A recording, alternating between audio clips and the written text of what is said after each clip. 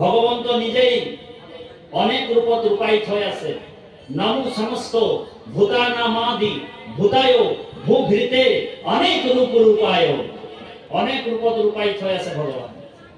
গরু গুরৈক্ষ দামৰি নিজেই হৈ গ'ল প্ৰতি এক, হয়নে বাৰু? এতিয়া আপুনি মানুহ কৰ পৰা আহিছে?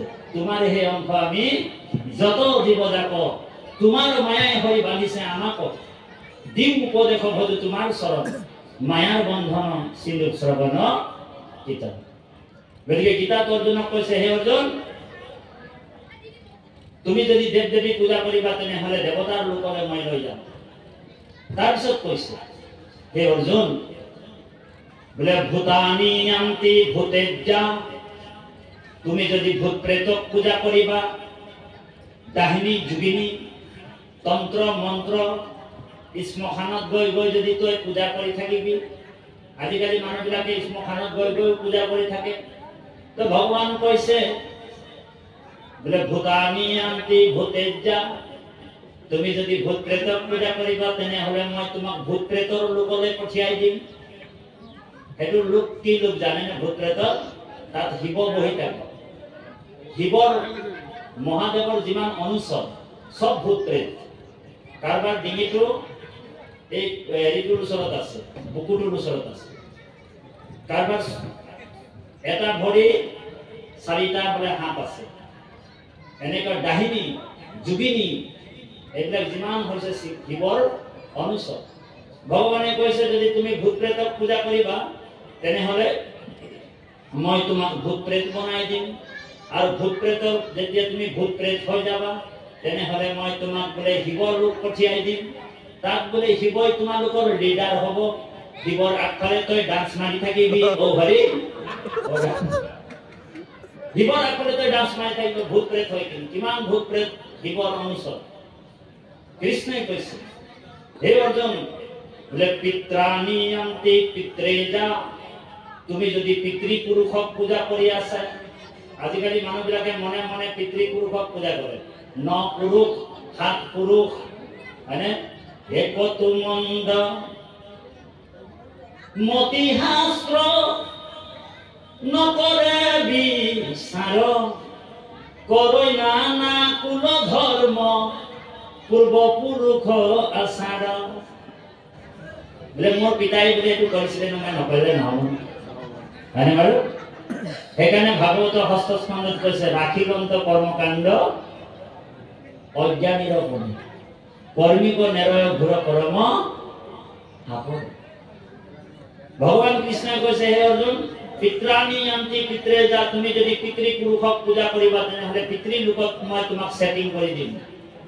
হে অৰ্জুন, মদজাজিনু অপি মামো, তুমি যদি মোকে পূজা কৰিবা, মোকে সেৱা কৰিবা তেনেহলে মই তোমাক মোৰ পৰম ধামলৈ লৈ যাম, যত গলে তুমি পুনৰূপী জনম পুনৰূপী মৰণম পুনৰূপী জঠৰী জননী শয়নম, আৰু আয়াজাত কৰিব নালাগে। গৰ্ভৰ যি যন্ত্ৰণা তাৰ পৰা মই তোমাক মুক্তি কৰিম।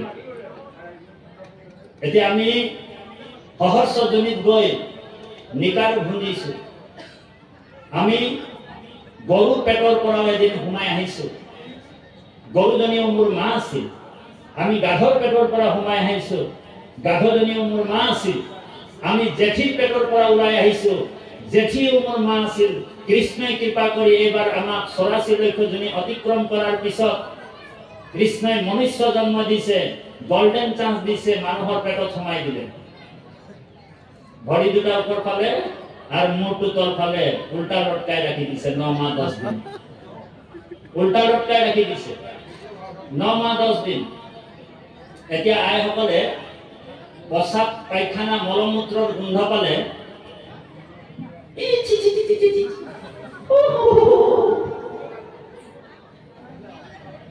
প্ৰসাদ পায়খানাৰ গোন্ধ পালে আমি লগে লগে কাপোৰ লৈ 9 মাহ 10 দিন এনি টাইম মলমূত্ৰৰ গোন্ধ আপুনি মই লৈ আছিলো। মনত পেলা আপোনালোকৰ নাই বা আমাৰো নাই। এনি টাইম আইসকলে ভাবিছে আমিতো গৰ্ভত ৰাখিছিলো, বোলে আপোনালোকো গৰ্ভৰ পৰাই ওলাই অহা। ও হৰি আপোনালোকনো কৰ পৰা আহিছে? এনি টাইম মলমূত্ৰৰ গোন্ধ আমি পাই আছিলো তেতিয়া কোনো কাপোৰৰ ব্যৱস্থা নাছিল মাকে গৰ্ভৱতী মহিলা অকমান টেঙা খাবলৈ মন যায় হয়নে টেঙাকণ নহলে ভাতকণ নহয় অকমান জ্বলা খাবলৈ মন যায় অকমান নিমখ খাবলৈ মন যায় জীৱাত্মাটো যেতিয়া গৰ্ভত শিশুটো 5 মাহলৈকে ওপৰৰ চামৰাটা নাই হয় ওপৰৰ ছালটো নহয় যেনেকে ব্ৰইলাৰ মুৰ্গী যে আপোনালোক ব্ৰইলাৰটো এনেও খায় নাখায় নেকি আপোনালোক নিশ্চয় খায় আৰু কোনো খাই থাকক আপোনালোক ৰাতিপুৱাতে চৌকা বন্ধ কৰিবলৈ অহাও নাই অ হৰি ব্ৰইলাৰ মুৰ্গীটো যেতিয়া চেলিয়াই দিয়া হয় চৰিয়াত ৰখা থাকে দোকানবিলাকত তেনেকুৱা গৰ্ভত শিশুটো থাকে মাকে টেঙা খাই দিয়ে জ্বলা খাই দিয়ে শিশুটো অচেতন হৈ যায় কেতিয়াবা মূৰ্ছা যায় আৰু মূৰ্ছাৰ পৰা যেতিয়া উঠে তাতেই গৰ্ভতে তেওঁ প্ৰতিজ্ঞা কৰে মা মই যেতিয়া গৰ্ভত আছিলো খুব টেঙা জ্বলা খোৱালি তহঁতি মই ভূমিষ্ঠ হবলৈ দিয়া তোদেরকো বহুত টেঙা জ্বলা দিব আমি ও হরি এইখানে কথাই নাই শুনে আমাদের চেনাগি হয় না আমাদের কানামশ্রী ঢের আছে ও বেলা মোর অলপ সাহস হয়ে যাচ্ছে বলে বগলি তো আছে আছে লোকে কানামশ্রীও আছে যেতিয়া হয় না না বগলি তো এনে জ্বালা কানামশ্রীরও কম দিন হয় গতিকে ভগবানে কৈছে মই ভকতৰ কাৰণে বৈকুণ্ঠ বনাই ৰাখিছো আৰু সেই বৈকুণ্ঠৰে আপোনালোক যাব লাগিব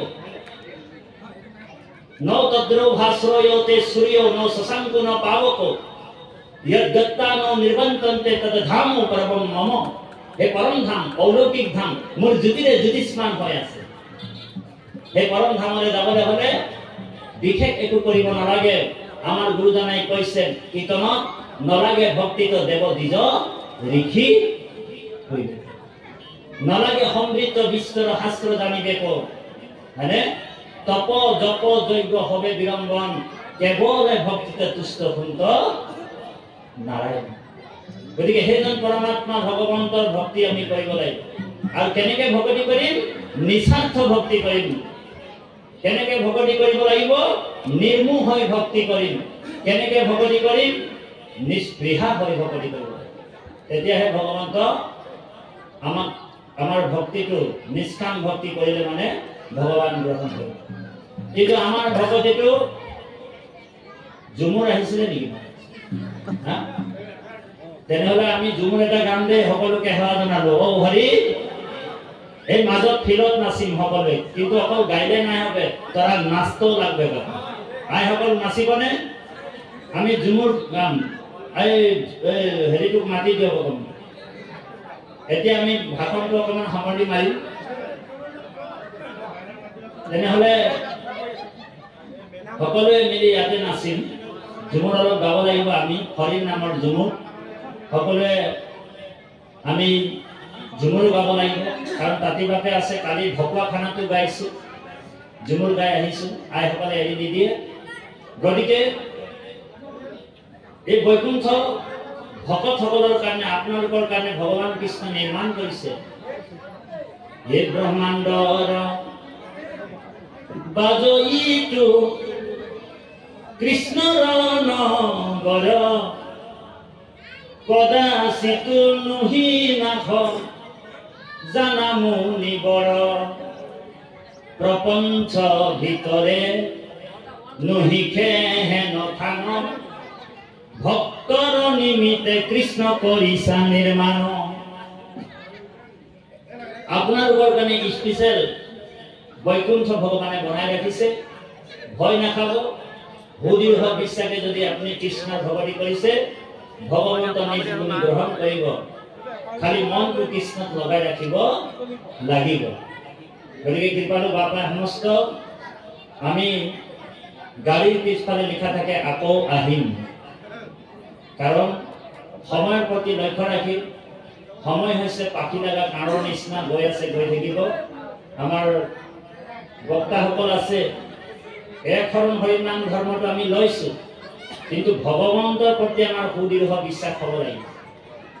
ভগৱানে কৈছে যে সকলো ধৰ্ম পৰিত্যাগ কৰি এক শৰণ সাক্ষাৎ সুদৃঢ় বিশ্বাসে সতি লৈক আমাক নকৰিবা ভয়, কৰো অংগীকাৰ সমস্ত পাপতে মই কৰিব নিষ্ঠা। হয়নে?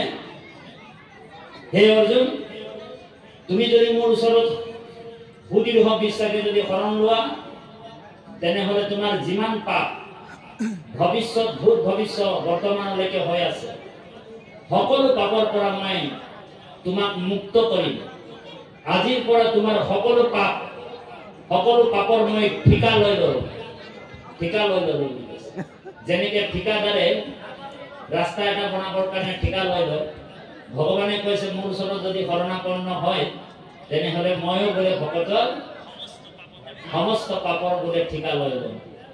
এনেকুৱা এটা পাপ নাই যিটো পাপ মোৰ নামৰ দ্বাৰা নিষ্ঠাৰ নহয়।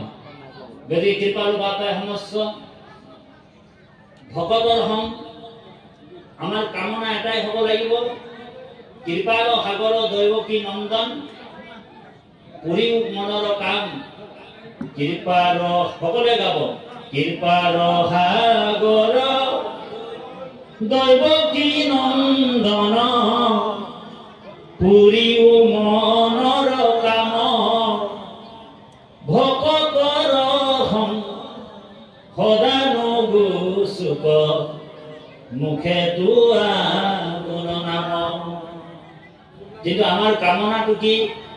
বোলে ল'ৰাটো ছোৱালীজনী মেট্ৰিক পৰীক্ষা দিব নহয়, হয়নে বাৰু? 10 টকা অৰিহণা 4টা গোৱাপাল লৈ কিনি নামঘৰীয়াক জনাইছে, এইবাৰ বোলে মোৰ চেনাটা বোলে মেট্ৰিক দিবে, হয়নে বাৰু? যেনে তেনে বোলে মোৰ ল'ৰাটোক ছোৱালীজনীক মেট্ৰিক পৰীক্ষাত